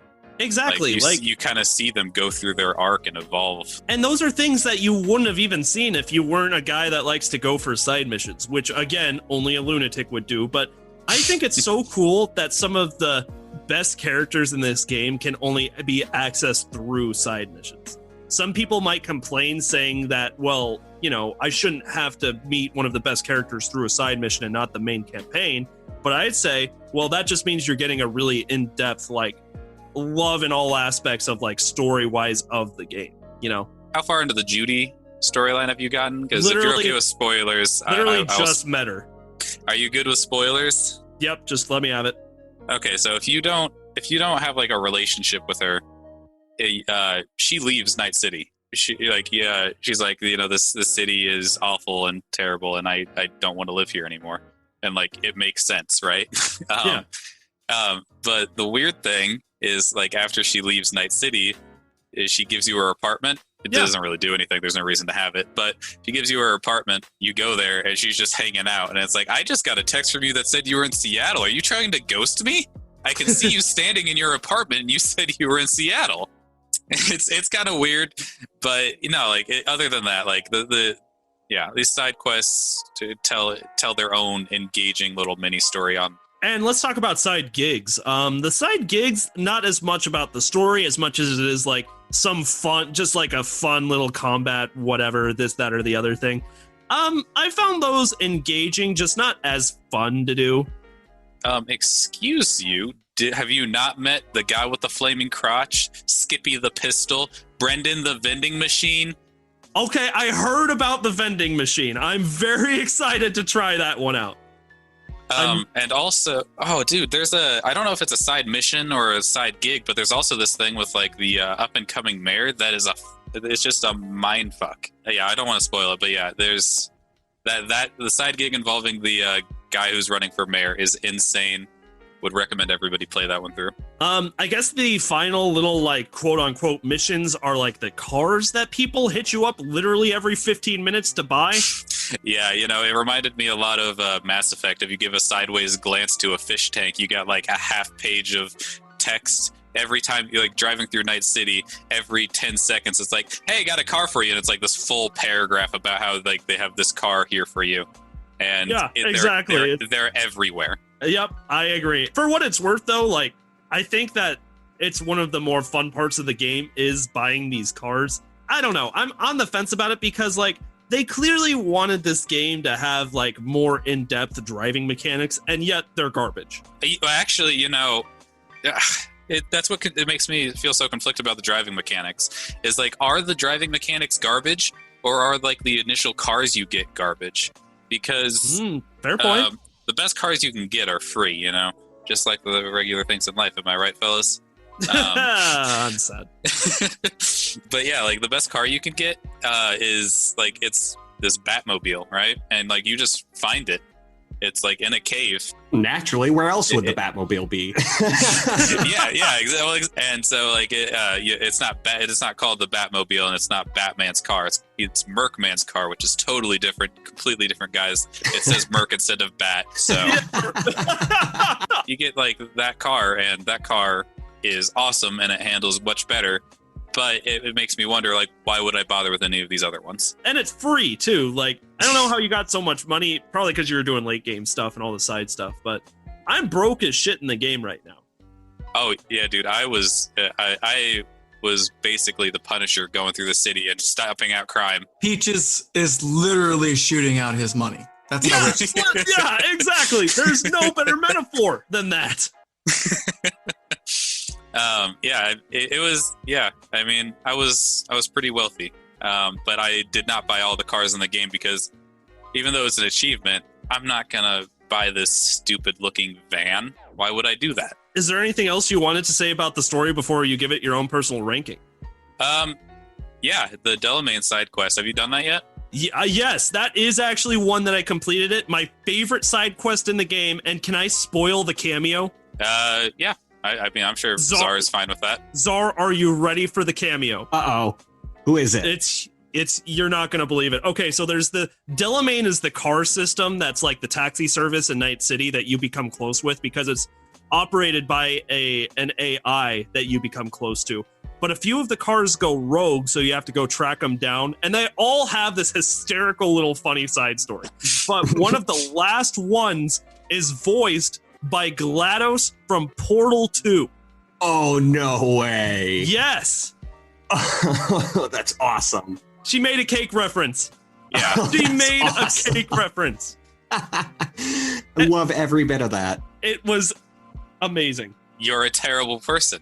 We weren't even testing for that, but that's what it says. You're a terrible person. Yes. I'm like, oh my God, that has been my favorite moment of the game so far. I'm like, oh, I can feel my dignity being torn down. Yeah, it's great. But yeah, it's like they're these side gigs, honestly, like they don't have as much depth as like the side quests, but a lot of them still feel very cool. Most of them are kind of cut and dry. All right. And give me a rating, man. I want it. I want the rating. I mean, 9.5 out of 10, I guess, because, the only 0.5 off is, like, a lot of the side gigs are, like, cut and dry. It's like, hey, go here, steal this, go here, kill all these people, But other than that, I loved it. I thought it was awesome. Completely agree with you. Okay, we've got one category left to talk about before final thoughts and, like, an overall score. Now, this is the one that's going to be the hardest to talk about, and that's graphics and art style. Because, obviously, the beginning of this episode, we talked about how this was not optimized for every console and for a PC. And now on a PC, it is buggy and glitchy, but it's gorgeous. However, most people are playing this on a console version of the game. So what do you do with this ranking? How do you rate graphics and art style in this situation? Well, I'm going to do what I normally do and pretend that consoles don't exist and that PC is the only thing around. Am I right, fellas? Yeah. You're a Master Race guy, aren't you? Oh my God. I have these consoles, but who needs them? I mean, PC's got everything I want. Savage. Man, I'm dealing with a master racer. That's crazy. Other than Persona 5, but beyond that. Persona 5, that's fair. I love that game. But yeah, anyway, I mean, if I'm going to judge it on the thing that I played it on, and that obviously does not, it doesn't reflect, a console player's experience, but I just can't speak on that. It's clear that this game was made for PC gamers in mind. Ones that have, honestly, you need something of a higher end PC to run this game to the best that it could possibly be. What graphics card do you have in your PC right now, Peaches? I think it's like a 1080. So that's a good graphics card. It's good, but it was not enough. I'm running a 2070 Super right now, which is pretty freaking good. It's now that the 30 series is out, it's not close to top of the line as it used to be, but the 2070 Super, that's a good looking graphics card. Very high performance. And even I have a little bit of problems with it, but overall, for the most part, it's been beautiful. Yeah, I have some issues in like these more packed areas of Night City, and so I can't see the game in like all the detail that they rendered it in. Like there's a lot of stuff that like I just can't see, because if I tried to run it like on the highest of the high graphics, I'd be getting 5 FPS going everywhere. Yeah, for sure. And so, but like even on the graphics I was running on, it still looked great. Like character models were just perfect, other than when they were T-posing and gliding across the ground. Naked. Yeah, of course. But yeah, like the character models look great. Like the atmosphere is amazing. Like the setting, they just built it so perfectly. It feels like a real like bustling city, and like it makes you feel. It makes you feel like Cyberpunk. But no, and like the outside of the city, the atmosphere is entirely different, and it just fits, and everything looks like it should. Everything outside of Night City itself is pretty much just a garbage heap. You haven't gone far enough outside of Night City, but yes, there is the garbage piles outside of Night City. That's where one of the Delamains were. Yeah. That one was annoying it's so annoying to get to. Oh, yes. Yeah, that was absolutely terrible, but he was also one of my favorite Delamains to talk to. Didn't he threaten you? Yeah, he did. That's why he was great. Because there was one that was like suicidal. And, yeah. I mean, there were a couple that were suicidal, but only one of them was about to drive off a cliff. Yeah, that's true. That guy needs some help. Yeah. What I find interesting is like with the graphics card that I ran this game on, I was able to do ray tracing. Mm-hmm. And ray tracing, for those who don't know, is supposed to give you like incredibly realistic, detailed light features in the game. And that became extremely apparent right before you're doing the last big heist where Jackie is still alive. When you're in that hotel room, the lights bouncing off against like the dark, rainy window versus what's inside like the hotel room itself was incredible. It was amazing. Yeah, they spared no detail. Like, sure, it's not Red Dead where the horses are taking dumps, but it's that's attention to detail. The level of detail they went into is like, I don't know, it's far superior than most games I've played in recent years. Okay, we'll talk about a few more things. What do you think of the city? Like the design of the city, the skyscrapers, the advertisements everywhere on television. It was all so colorful and fun and appropriate for the world. And best of all, it looked good. What'd you think of that? I mean, like there's like these towering, buildings that are owned by the corporations that like you can tell are just like, you can tell it's like off limits to like the poorer classes of people. And like you go into these areas, like they did such a good job of like designing these areas around like what it's supposed to be. Like there's the rich part of town and it looks, I don't know, obviously all the graphics are great, but like there's the rich part of town and, it looks like a corporation's like, wet dream where all the people are wearing like suits and like there's the towering buildings and all this stuff. But then you go to the poorer parts of town and like it looks kind of like a slum and, people are like living in poverty and the people there clearly are not as well off as those from the other area. Mm-hmm. And I mean, then, again, we can go back to like we talk about the Outlands where, those people They have an entirely different lifestyle. They live in like tents and kind of like RVs, and even that though, I've been to some of those parts, specifically when I was driving through like a suburban neighborhood, again from one of the Delamain missions. Just the transition from the big flashy city to more of like a standard suburban type setting, but with still of some of the problems of Cyberpunk 2077. I thought that transition was really cool. Yeah, it's not like this like sharp and like sudden contrast. Like it's very gradual. As like you're going out of the city, you can kind of see how it's like changing more and more, and like you don't really like, all right, it's not like, all right, here's city wall, here's Outlands. It's not like that. Mm-hmm. And all of this with no load times either, by the way, unless you go inside somewhere. Like this is all just seamless transition. Yeah, honestly, I don't even remember load times when I like was walking into buildings. Like the only times I like really had load times was like waiting overnight for, like a mission or something. What about people's designs? I mean, like something that impressed me that I noticed was like you don't see a lot of NPCs twice, and when you do, they make a note of it, and like you're like, "Hi, you thought I just stayed in front of that door all the time?" I'm like, "Okay, that's cool." I don't remember seeing a lot of designs twice. I think they did a lot of work just designing people. I think that's really cool. Right, and I think we kind of touched on this a little earlier with Czar's question. Like you're not going to see the same person twice, like 100 yards apart. But as far as NPCs, like you actually interact with, it's different than like just the basic people walking around. Obviously, absolutely.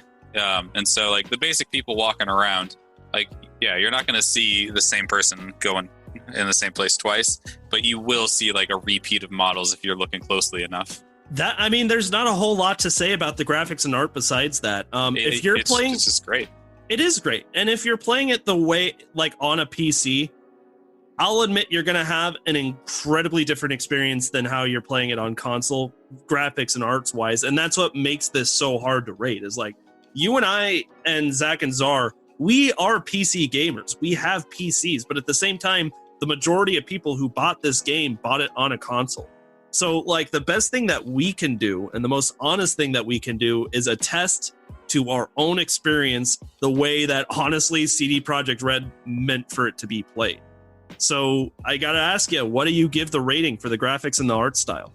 So I'm gonna like rate it on its potential for PC rather than like what I can actually run it at, which is like it's like a 9.5 out of 10. I'll go with the lower one, just to be fair to the rest of everybody. But like, I don't think I've seen better graphics in a game, and like obviously that's kind of what you want from the newest game to come out. Absolutely, they really did. All right, so I was about to give what your score for the game would be with a little summary of your thoughts, and then what my grade would be with some of my thoughts. Before I do that, and we kind of go into score, final thoughts, and legacy of the game, is there anything else about Cyberpunk 2077 you wanted our audience to kind of know before we let it go? I can't, if I had anything to add to what we've already said, I don't know what it would be. You took a lot of notes. Are you sure? Last chance. Nothing else you want to talk about? If I think of something, I'll say it, but I think I got through a lot of what I had to say. Did you get it off your chest?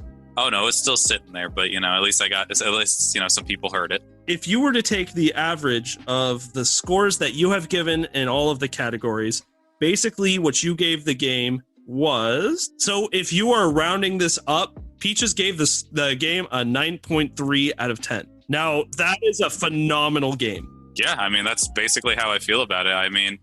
I think I really was able to look past the bugs and glitches quite a bit, and like this game is a gem. They did a great job with it. I couldn't agree with that anymore. Well, actually, that's not completely true, because if you take my score, I gave it a 9.1 out of 10. Oh, you son of a bitch. We're going to throw down. Now, hold on. The average score on this on Metacritic was a 9 by professional reviewers. So both of us gave it a higher score than what any of these schmucks did. Let's talk about some of the differences. So, on the gameplay, you gave the game an 8.5 out of 10, taking off some of the points for the a little bit of menu stuff, especially crafting system. I gave it a 7.5. Now, I thought that the menu system for what it was supposed to be was pretty intuitive, but in my opinion, they didn't do a very good job of explaining to you how everything works, or at least they threw way too much at you at once. Like, the crafting system is just mentioned at like a passing conversation with the guns dealer over at the side, along with like how to equip weapons and how to do all this stuff. And then the body enhancements with that Ripper, your friend in the basement. It's all just given to you in these short little spurts that, in my opinion, did not really give you enough time to actually figure out how to do it without just saying, fuck it, I'll do it myself. But JP, doesn't Legend of Zelda Breath of the Wild kind of do the same thing? Yes, it does, but Legend of Zelda Breath of the Wild doesn't have nearly as in-depth of mechanics as this does. Really? Because, I mean, Legend of Zelda Breath of the Wild has the annoying thing where you have to watch your body temperature and change your clothes or eat spicy food. I can't tell you how annoyed I was with that shit. Are you kidding? Yeah. I quit the game for 2 years because I couldn't stand it. You have a point, but you know what to do, right? Because you are also a person. So when Link starts shivering, you're like, oh, he's probably cold. Well, what do I do when I'm cold? I put on heavier clothes. They don't really tell you how to get like a heavier coat, though. It's just like, okay, well, I'm cold. How do I fix this problem? All I have is the stuff that I have right now. And my weapons keep breaking because the weapons... We're not talking about Breath of the Wild. I'll move past this. I have a lot of qualms. Let me say this. Let me say this. I understand the point you're trying to make, but like, just as like a final say, Breath of the Wild's mechanics are actually pretty simple, in my opinion. And there's beauty in the simplicity of Breath of the Wild. I think it's part of the reason why it was so successful. Cyberpunk 2077 is a very in-depth game, and therefore has a very in-depth system of learning. Like, there's so many different things that you need to really know how to do when you're going into a game like this. First of all, learning how to go into like all of the RPG elements of the game with updating all of the stats on their own, and then each of the stats have their own stats that can also be upgraded at one time. Like, that hardly was explained at all. It's something you got to figure out for yourself. The cybernetic enhancements is something that like you're given a brief explanation of, but mostly you have to figure out what's going on for yourself. And the same with like the gun system, the menu system, the crafting. A lot of it is things that I feel like could have been explained better, on top of like a couple of lacking mechanics. I disagree with about how a lot of it could have been explained better. I think they specifically just get you started so that way you kind of choose your own path for how you want to like play the game like through those things. Sure. But like that's my experience, not yours. So yep, that's fair. That's totally fair, and that is just, we're gonna have to agree to disagree, because we could sit. I have sat with you for hours and debated stuff. So here on this, so on characters, we both gave it a 10. I like, just from what I know about you and I kind of are on the same level where we think that characters and story are pretty much everything when it comes to a game. And you know, you could have amazing gameplay, but if your characters and your story are shit, you don't have a game. So I think it says a lot that you and I both gave it a 10. One, because that's the best possible score you can give it. But two, I know you and I hold like pretty much the same value on characters. Yeah, I mean, definitely. Like, again, like if there was something to improve, I don't know what it would be in that category. Exactly. Story. You gave it a 9.5. I gave it a 10. And like, I'm only like deducting points because like side gigs, you know, there's some cut and paste side gigs, but other than that, I think they really crushed it.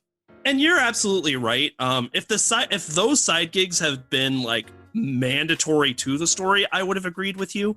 But I thought the main campaign, along with the side missions, were giving you so much that like the side gigs being a little bland was such a small smudge on what otherwise is pretty much a flawless story. Yeah.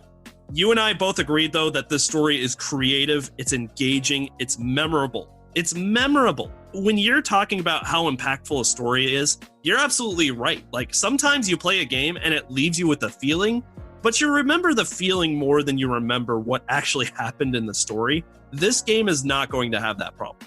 I guess if there's one thing I would say in regards to the story, I was a bit disappointed in like how some of the choices like that I made throughout the story didn't impact it later. But I'm aware that's kind of my bias for Mass Effect, like where like you do these side missions and like they kind of have an effect for what goes on. like later in the story. And that mechanic has a different effect on a game like Mass Effect than it does on Cyberpunk. And like you said, it's also arbitrary depending on the person rating the game. But a 9.5 versus a 10 is literally a 0.5 difference. So I think you and I are pretty much on the same page there. And finally, the graphics. If we both agreed that, you know, it was pretty much as good as it could be if you have the right equipment, we both gave it a 9. The only reason I bring it down a 9 instead of a 10 is because, I don't know, I feel like a 10 for graphics would imply that it's like photorealistic. And we're not quite there yet. But given where we are right now with technology, and we just, of course, upped the game with the release of the Xbox Series X, the PlayStation 5, and the newest line of graphics cards from NVIDIA, and hell, even the ones from AMD. I mean, we're working with some heavy stuff here, and I think it looks great for what it was. And that leaves you with a score of a 9.3 out of 10, and me with a score of a 9.1 out of 10. What do you think, man? That's a pretty good game. Yeah, absolutely. I mean, is the game everything it was hyped up to be? I would say, yeah, probably. I mean, like, for me, the game was, like, in my view, the game was hyped up to be this incredible narrative focused on building these characters and these stories, and it absolutely delivered on that. But for other people, you know, it wasn't. Like, you know, they wanted GTA driving and like joining factions like you do in Fallout, and 3 different stories based on your life path, and like customization beyond what your imagination can even think of. But I think that all in all, like, from what I wanted the game to be, it really kind of matched the hype for what I was expecting. And you're an avid listener of our podcast, so you know that we take it seriously when we're going over things like Metacritic. Like, okay, are you deducting points because it takes away from the game experience, or are you deducting points because there's some expectation you had that was not met? Right, exactly. And like, it's hard to it's a hard thing to do, to separate hype from, you know, the game itself, because, you know, what you expect from the game has like a big impact on how it plays for you. It's hard coming to this point, you know, where we were all hyped up for this game, and then, you know, you see all the news and all the shit coming out before it was even released that kind of bogs your opinion, and you're like, well, let's see where this goes. Then the game is released to such controversy and all this stuff around it, and to get to this point where you can still give it a good rating, I mean, it's a relief, if I'm being honest, because I'm so sick of, like, obviously, like I said, the last time we did this was with The Last of Us Part 2. And I wanted that game to be good in every aspect possible, probably because of the hype. And for what it's worth, you know, you listen to my review, I did enjoy the game. And I have a lot of great things to say about the game. But it was so heartbreaking still to see just like one of my and a lot of people's most beloved franchises just like shrouded in all of this controversy and, you know, all of this weird stuff going along with it. But at the same time, that kind of makes what we're doing here fun. And I think it's kind of like indicative of how controversial a game is. I'm a big browser of Reddit. Like, The Last of Us 2 subreddit. Oh, so you have this, yeah. So you know what you're talking about, right? So like, I've seen a lot of hate, right? And so like, it's funny because The Last of Us 2 subreddit, after the game launched, became like a Last of Us 2 hate subreddit, whereas like The Last of Us 1 subreddit became where you went to praise The Last of Us 2. And like now with Cyberpunk, it's like, all right, Cyberpunk 2077 game subreddit is now where you go to talk about why you hate the game. And you go to low sodium Cyberpunk to like talk about like the things that you like about the game. And it's interesting like how it really splits a fan base. It absolutely is. But at the end of the day, like, I think it's important for people to know where to go to get more like credible, like, opinions about the game, because what we do on this podcast, we're not journalists by any means, we're commentators, so all we do is give our opinions on these things. But at the same time, like, I am of the opinion that our opinions are a little bit more credible because we do our best to look at things objectively or subjectively, sorry. It's hard to, I think you want to take like an objective look at like the game, because, you know, it's like, all right, what are like the facts of this game versus like what is like subjectively bad about it, you know? Like, the facts of this game are like, you know, like it or not, the game has an incredible story. I mean, it's hard to like critique the story because it's really, really good. And so like from an objective standpoint, it absolutely is great. But like, you know, there's going to be these people like, they're mad because the game came out bugged and all this stuff, and they're gonna let that like dictate how they like view the game, which there's an argument to be made either side if that's fair or not. I am of the opinion that that does count for something. The amount of bugs and glitches that happen, that are in the game, and the lack of just the unplayability on consoles when that's what most people are experiencing the game on. Like, that's what's making this so challenging. And even though why I'm a little like, why there's a hint of melancholy in my voice, despite the fact that we've given this game such a high review, is because I know that fact, that most people are not having this experience that you and I had. Most people are having a not great experience with this game. Yeah, and I mean, if there's anything you could say to console people is like, wait, like, I don't know, 6 months, right? Wait 6 months, see if the game's fixed, and try it then. Because it really is nearing that unplayable point for console. It absolutely Wait is. until the game should have come out. Right, yeah, exactly. You're not kidding. And I mean, for PC, the December 10th launch date was probably good because it has been focused on the PC. But like for consoles, it should have come out 6 months from now. you're gosh darn right. Honestly, there's an argument to be made whether it should have been released at all, like any console, PC, whatever, on December 10th, because they cut features from the game to get it to that December 10th launch date. Like, somebody found like a whole train system that's not being used because they didn't have time to get it working. Well, that's what crunch and death threats will do. Yeah, I mean, that's a whole issue with the industry. And like, until these games that like these developers that are forcing like people to crunch to get it done stop getting all this money and all these awards. Like, look at Last of Us 2. Like, they worked under crunch and it won 5 awards at the Game Awards. So This is actually a problem, in my opinion, the whole... and I know it's kind of going off the rails a little bit, but I think it's more indicative, or I think it says more about like gamers than it does about gaming companies that these things are kind of an issue, because game companies know damn well that the better this game is, the more people are going to want it, and therefore more sales, because nothing has hurt CD Projekt Red more than seeing all these people with pre-orders. It's like, okay, yeah, they've had 8 million pre-orders, but how many of those have been returned? And how many physical copies of the games have been returned?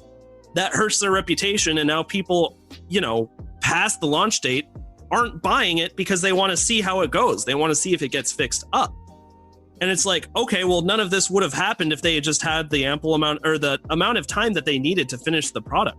I, for one, am always of the opinion that I am willing to wait for a game's launch as long as it takes, within reason, for them to make the game as good as it possibly could be. And the reason why we're in this situation is because not everybody agreed with that. yeah, I mean, like, well, I think the real people that matter who didn't agree with it is like these executives and the higher ups at CD Projekt Red. They wanted to cash in on Cyberpunk while the hype was still hot, and it's just, that wasn't the right choice for the game. And honestly, it wasn't the right choice for the developers, because they had to work under crunch to even meet this deadline and meet it at the state the game is in right now. And then get death threats. Exactly. And like, well, let's just be clear. No one deserves death threats for any reason. Like, it's a whole mess. But like, these executives are really, jeopardizing like mental health of their workers and all this stuff. And it's a huge issue right now. It really is. It really is. And we've covered a lot of that on the podcast. We're huge advocates of the mental health awareness for these game developers, because it is a serious problem in the industry. I'm in the opinion that there's no negative side to waiting for these games to come out, other than you have to wait a little bit longer. The product's usually better. The mental health can be preserved of these people who work so hard to make the games. And, something where I disagree with Peaches is, I think, like I said, within reason, the hype of this game would have remained no matter how long they pushed it out, because they've done such a phenomenal job with marketing this game that, if they had waited until mid 2021 to launch it, we probably would have seen it a lot more complete with a lot more of these features with the same amount of pre-orders, in my opinion. Maybe, but it's hard to hold on to hype for a game over such a long period of time, because naturally, if something isn't coming out, think Game of Thrones with their dragons, right? You know, you're waiting and waiting for dragons. Oh, they're coming. They're coming. The pizzas are coming. You're waiting and waiting for dragons, and like, you know, you can't keep people excited for dragons without delivering. You know. That's fair. And a big comparison to that is Halo Infinite. I feel like they have lost all of their hype from when they were supposed to drop as a launch title with the new Xbox, and now they're going to be early next year. I don't see any hype for Halo anymore on social media platforms. Absolutely. And like, how do you rebuild that hype? It's hard to do because like once people have lost it, it really is like, yeah, I was excited for it, but now I'll just check it out when it comes out. All right. So we've given our rating. We've given our final thoughts on the game overall and a little bit about the culture. The last thing I just want to spend a little bit of time talking about is the legacy. So we have seen infamous legacies come from launches and games like this, right? Like to this day, No Man's Sky, for example, has one of the most infamous launches of all time. What do you think the overall legacy is going to be for this game down the road? Do you think CD Projekt Red is going to be able to meet their goal of making this a timeless game that can be played for decades to come? It's hard to say. I think that this game is definitely going to eventually reach the point that it was supposed to be at on launch. Like, I think within, like, I want to say for PC by like March, April, this game is going to be where it was supposed to be as far as like removing bugs, glitches, etc. As far as like adding features in, I think we're going to be like a couple years down the line before, like, you know, because they've already planned like DLCs and multiplayer for this game, and that, you know, that's come in years to come. And I do think that this game is going to go down as like one of like the great games like ever to come out, like, you know, like one of your Skyrims or your Witchers. I think this game is kind of going to go in that same category in years to come. So you think that despite the controversy and the launch, this is still going to have like a positive, well seen and well thought of legacy? Yeah, absolutely. I mean, Witcher launched with bugs and glitches as well. I mean, obviously not to the extent that Cyberpunk did, but Witcher launched the same way. And like now, if you look up The Witcher, everybody has, or Witcher 3 specifically, everybody has nothing but good things to say right now. That's a really good opinion. I appreciate you giving it. I unfortunately have a little bit more of a pessimistic view. My fears are that, you know, we talked about how we have never seen a game that was more hyped up before launch than Cyberpunk 2077. And I mean that. I can't even think of a game that's ever come close. And so like there was a lot riding on its launch to be good because, you know, the more the hype is, the harder it can fall and crash. And I think that there's just too much working against Cyberpunk 2077 to give it that good, positive, you know, one of the best games ever legacy. I think that there's just too much kind of negative energy shrouding it. And even though I'll always remember my experience with the game fondly, I know that most people did not have the same experience that I had with the game. And even when these things are fixed eventually, I don't think a lot of people who have given up on this being a good game are going to come back to it. I think that might be an issue, but I also look at No Man's Sky as the example. Like, you know, you mentioned it right there. Like, No Man's Sky had a terrible launch, but honestly, if you look around the community right now, No Man's Sky is known for how well they fixed up the game and made it what it was supposed to be.